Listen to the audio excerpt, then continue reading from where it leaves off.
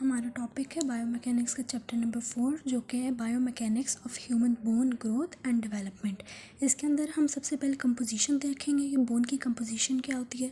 Bone 3 चीज़ों से मिलकर बनी होती है। एक होता है calcium carbonate and calcium phosphate, एक होता है कंपोनेंट उसका वाटर और तीसरा कंपोनेंट होता है collagen. Calcium carbonate and calcium phosphate तकरीबन 60 to 70% बोन के अंदर पाया जाता है, जो कि बोन को जो है वो स्टिफनेस देता है, बोन को स्टिफ बनाता है और ये जो है वो कंप्रेसिव स्ट्रेंथ शो करता है। यानी जितना कैल्शियम कंपोनेंट ज़्यादा होंगे उतनी बोन जो है वो कंप्रेसिव स्ट्रेस को बर्दाश्त करने में उसकी कैपेबिलिटी होगी। फिर है वाटर कंटेंट तकरीबन 25 to 30% होता है। वाटर का मेन रोल होता है ट्रांसपोर्ट में, कि वो आयंस को डिफरेंट आयंस को बोन के अंदर लेके आता है और बाहर लेके जाता है। फिर है कोलेजन जो कि प्रोटीन कंपोनेंट होता है। ये बोन को जो है वो टेंसाइल स्ट्रेंथ प्रोवाइड करता है, इसकी वजह से बोन जो है वो फ्लेक्सिबल होती है। फिर है स्ट्रक्चर बोन का स्ट्रक्चर जो है वो 2 चीज़ों से मेनली कॉन्स्टिट्यूट करता है। नंबर 1 है मिनरलाइज्ड टिश्यू और नंबर 2 है नॉन मिनरलाइज्ड टिश्यू। जो मिनरलाइज्ड टिश्यू होता है वो उसको हम बेसिकली कैल्शियम कंपोनेंट को कहते हैं मिनरलाइज्ड टिश्यू, और नॉन मिनरलाइज्ड टिश्यू हम कहते हैं कि कितनी बोन पोरस है, उसको हम कहते हैं नॉन मिनरलाइज्ड टिश्यू। इस पोरोसिटी की बेसिस पे हमने जो है वो बोन्स की 2 टाइप्स बना दी है, कॉर्टिकल और एक स्पंजी। अगर जो है वो बोन 5 to 30% पोरस है तो हम उसको कहेंगे कॉर्टिकल बोन। यानी कॉर्टिकल बोन का दूसरा नाम है कॉम्पैक्ट बोन। और कॉम्पैक्ट बोन जो है वो स्ट्रेस को ज़्यादा बर्दाश्त कर सकती है बनिस्बत स्ट्रेन से। और जो स्पंजी बोन होगी जिसका दूसरा नाम जो है हमारे पास कैंसिलेनियस बोन होता है, तो वो वाली बोन जो है या ट्रेबिक्यूलर बोन भी हम इसको कहते हैं, इसमें 30 to 90% जो है वो पोरस कंटेंट होता है और ये स्ट्रेन को यानी डिफॉर्मेशन को ज़्यादा बर्दाश्त कर सकती है बनिस्बत जो है वो कॉर्टिकुलर बोन की। ये ज़्यादा स्पंजी होती है और कॉर्टिकल बोन जो है वो स्टिफ होती है। इन दोनों बोन्स की एक प्रॉपर्टी होती है एनाइसोट्रॉपिक, यानी कि ये बोन्स जो है वो डिफरेंट किस्म के जो है वो स्ट्रेसेस बर्दाश्त करती हैं डिफरेंट डायरेक्शंस में। जो बोन होती है वो कंप्रेसिव स्ट्रेस ज़्यादा बर्दाश्त कर सकती है बनिस्बत जो है वो टेंसाइल स्ट्रेंथ या शेयर स्ट्रेस के। सबसे ज़्यादा जो है वो कंप्रेसिव स्ट्रेस बर्दाश्त कर सकती है, उसके बाद जो है वो टेंसाइल स्ट्रेस, और सबसे कम जो है वो शेयर स्ट्रेस बर्दाश्त कर सकती है। उसके बाद जो है वो टाइप्स ऑफ बोन्स हैं। हमारी बॉडी में 206 बोन्स होती हैं। हमने अपने स्केलेटन को 2 हिस्सों में डिवाइड कर दिया, एक होता है एक्सियल बोन और दूसरा होता है अपेंडिकुलर बोन। एक्सियल बोन वो बोन्स होती हैं जो कि हमारी बॉडी के मिड लाइन में होती हैं, जैसे स्कल, वर्टिब्रा, स्टर्नम, रिब्स, ये सारी एक्सियल बोन्स हैं।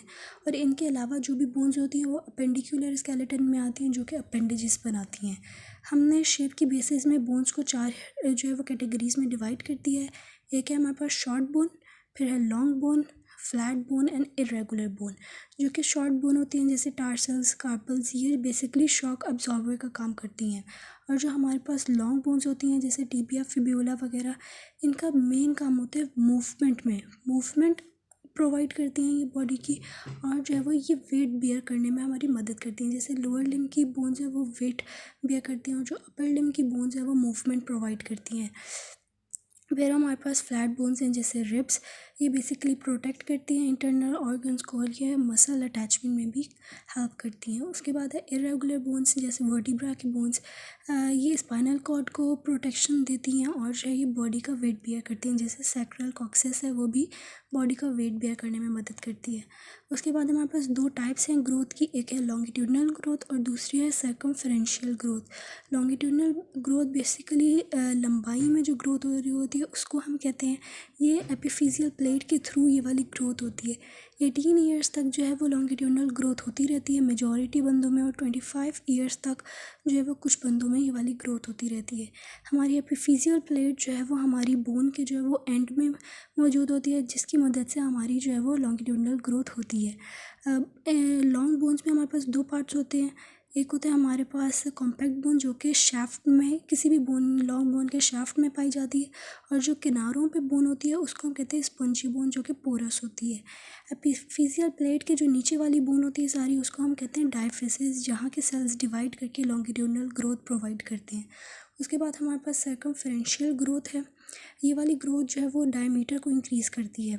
हमारी पेरियोस्टियम के अराउंड जो है वो लेयर्स जो है वो बनती जाती हैं और फिर जो है वो डायमीटर इंक्रीज़ कर जाता है। हमारी बोन के बीच में जो है वो मेड्यूलरी कैविटी होती है और इसके इर्द गिर्द जो है वो सर्कुलर जो है वो लेयर्स बनती जाती हैं, जिससे जो बोन है वो डायमीटर में बड़ी होती जाती है। Through out the life span ये जो है वो ये वाली ग्रोथ होती रहती है। एडोलेसेंस में ये ज़्यादा होती है और फिर जो है वो बाद में आहिस्ता आहिस्ता कम हो जाती है।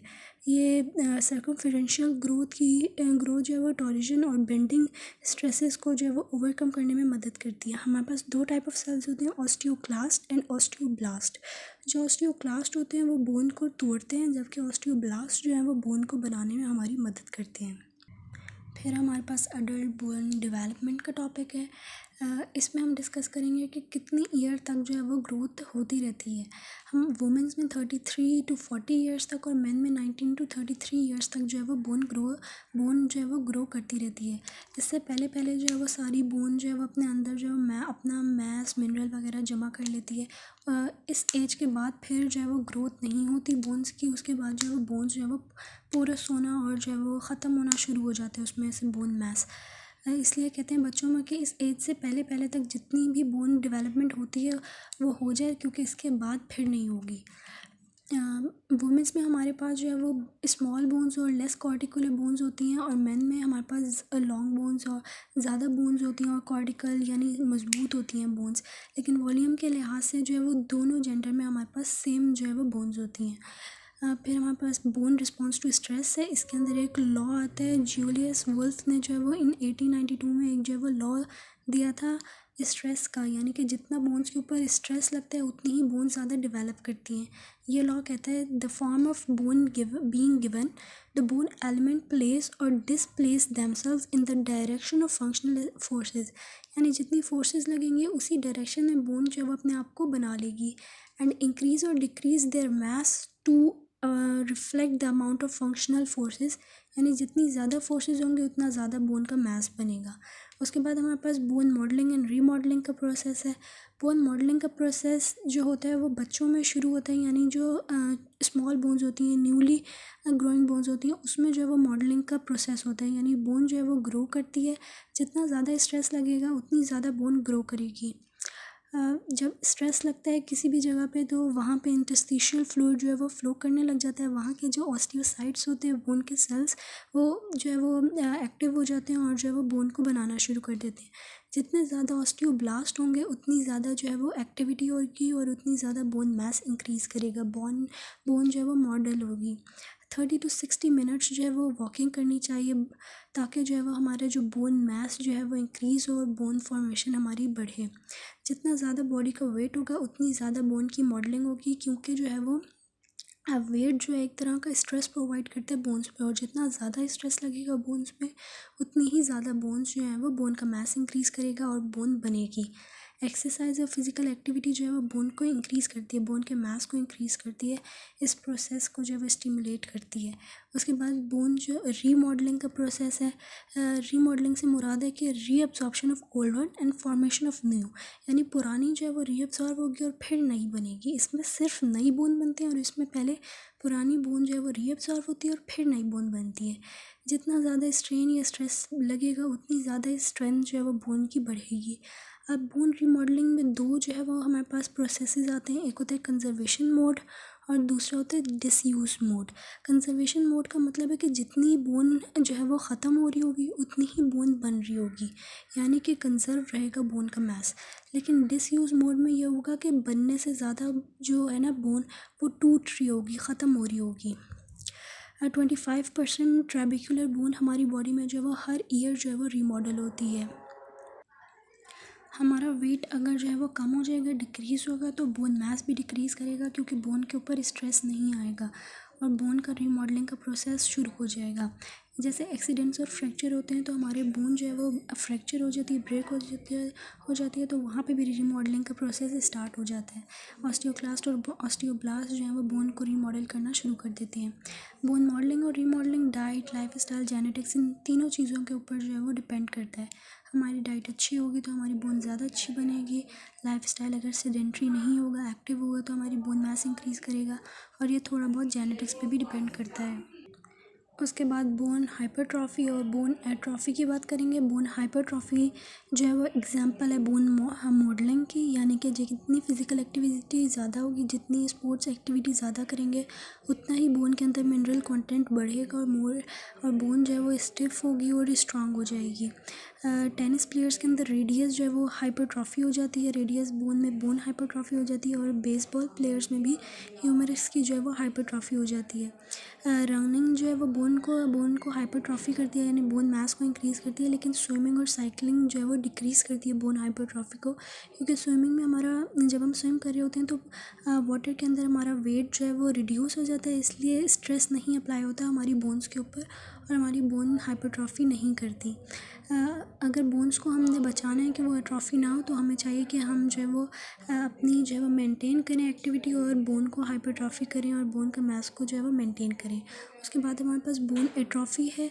बोन एट्रॉफी जो है वो एग्जांपल है हमारे पास बोन रीमॉडलिंग की, यानी एक बोन रीमॉडलिंग का प्रोसेस होता है एट्रॉफी जो है वो।